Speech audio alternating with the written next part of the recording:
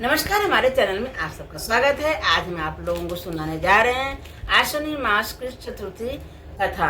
आप लोग कथा को सुनकर गणेश जी की कृपा प्राप्त करिए। बोलो गणपति भगवान की जय, रिद्धि सिद्धि माता की जय, पार्वती गौरा मैया की जय, भोलेनाथ की जय। युधिष्ठिर ने पूछा, हे कृष्ण जी, ऐसा सुनने में आया है कि आश्विनी कृष्ण चतुर्थी को संकटा चतुर्थी कहते हैं। इस संकटा चतुर्थी को किस प्रकार गणेश जी की पूजा करनी चाहिए, मुझे विस्तार पूर्वक बताने की कृपा करें।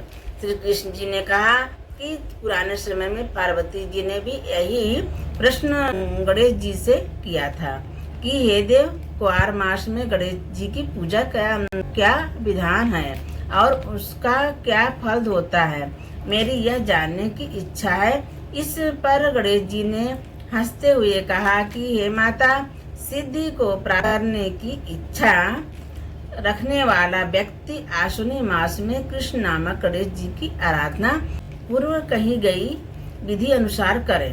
इस दिन भोजन न करे, क्रोध, झूठा दिखावा, लोभ आदि को छोड़कर गणेश जी के स्वरूप का हृदय में ध्यान करते हुए पूजन करें। इस दिन हल्दी और दूध का हवन करने से संत दीपों वाली पृथ्वी का राज्य प्राप्त होता है। पुराने समय की बात है कि बाणासुर की कन्या उषा ने स्वप्न में अनिरुद्ध को देखा। अनिरुद्ध के विरह से वह इतनी व्याकुल हो गई कि मन को किसी भी प्रकार से शांति नहीं मिल रही थी। उसने अपनी सखी चित्रलेखा से तीनों लोगों के प्राणियों के चित्र बनवाए।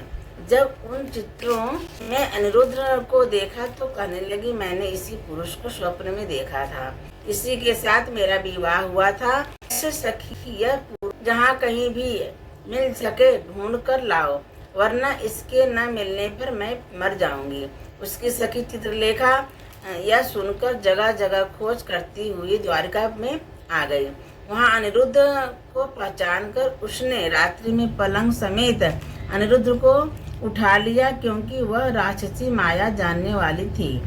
तत्पश्चात वह सायंकाल के समय बाणासुर की नगरी में पहुंची।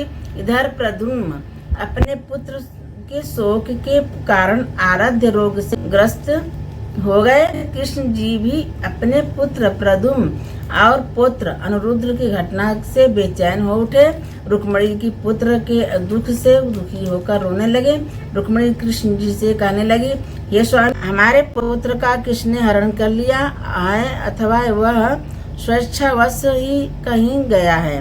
मैं दुखी होकर आपसे समक्ष अपने प्राण गंवा दूंगी। रुक्मिणी के ऐसा कहने पर कृष्ण जी यादवों की सभा में गए। वहां उन्होंने परम तेजस्वी ऋषि लोमंस को देखा। उन्हें नमस्कार कर श्री कृष्ण जी ने उनसे सारी व्यवस्था को कहा। श्री कृष्ण जी ने लोमंस ऋषि से पूछा कि हे देवश्री, हमारे पुत्र को कौन ले गया अथवा वह कहीं खुद ही तो नहीं चला गया।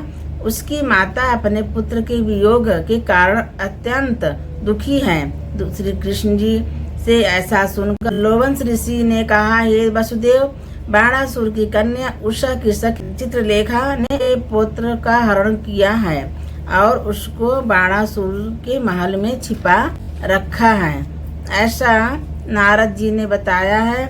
आप आश्विनी मास की कृष्ण चतुर्थी संकटा का व्रत कीजिए।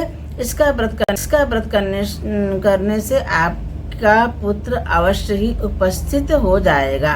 श्री कृष्ण जी लोमंस मुनि द्वारा बताए गए व्रत को किया। हे देवी, इस व्रत के प्रभाव के कारण कृष्ण जी ने बाणासुर को युद्ध में हरा दिया। हालांकि उस घोर युद्ध में मेरे पिता शिव जी ने बाणासुर की बहुत रक्षा की, फिर भी वह विजयी नहीं हो सका। श्री कृष्ण जी ने क्रोधवश उसकी हजारों भुजाओं को काट डाला। श्री गणपति जी को खुश करने हेतु और सारी बाधाओं को निवारण करने के लिए इस व्रत के समान कोई और व्रत नहीं है। श्री कृष्ण जी ने कहा, हे राजन, समस्त कष्टों नाश करने के लिए इस व्रत को अवश्य ही करना चाहिए। इस व्रत को करने से आपकी शत्रुओं पर विजय होगी और आप राज्य के अधिकारी होंगे। इस व्रत के फल का वर्णन धुरंधर विद्वान नहीं कर सकते। हे युधिष्ठिर, मैंने इसका स्वयं ज्ञान किया है, ऐसा मेरा सत्य वचन है।